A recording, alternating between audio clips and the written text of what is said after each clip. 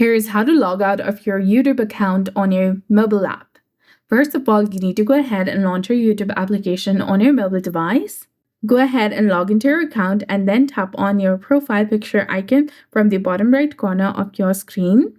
Now tap on the gear icon in the top right corner of your screen.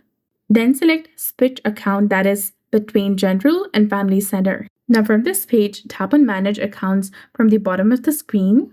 Now this will display the list of the Gmail addresses that is associated with your YouTube account. Go ahead and select the specific Gmail address that you used to log into your YouTube account and then tap on Remove Account.